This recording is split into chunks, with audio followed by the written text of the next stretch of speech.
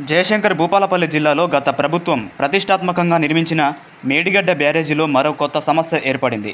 బ్యారేజీలోని 7వ బ్లాక్ వద్ద పెద్ద బుంగ బయటపడింది. కొన్ని చోట్ల చిన్న చిన్న బుంగలు సైతం కనిపించినట్లు తెలిసింది. మేడిగడ్డ బ్యారేజీకి తాత్కాలిక మరమ్మతులు చేస్తుండగా కొత్త సమస్యలు పుట్టుకొస్తున్నాయి. దిగువ భాగాన గతంలో భారీ గొయ్యి ఏర్పడగా కొన్ని వేలకు పైగా ఇసుక బస్తాలతో వాటిని పూడ్చివేశారు. అయితే తాజాగా 7వ బ్లాక్ వద్ద మరో పెద్ద బుంగ బయటపడింది. ఈ క్రమంలో మళ్లీ ఇసుక బస్తాలతో దాన్ని పూడ్చివేశారు. అయితే బ్యారేజీ నిర్మాణానికి ముందుగా జువాలజికల్ సర్వే ఆఫ్ ఇండియా అధికారులు నిర్మాణ ప్రాంతాన్ని పరిశీలించి ఇచ్చిన ఇన్వెస్టిగేషన్ నివేదిక ఇక్కడ అందుబాటులో లేదని తెలుస్తోంది. అసలు జిఎస్ఐతో సర్వే చేయించారా లేదా అన్నదానిపై కూడా స్పష్టత లేకుండా పోయింది. వర్షాకాలంలోగా గేట్లన్నీ తెరిచి ఉంచాలని ఓవైపు national dam safety authority NDSA సూచించగా గేట్లను ఎత్తే సమస్య ప్రస్తుతం సమస్యగా మారినట్లు తెలుస్తోంది.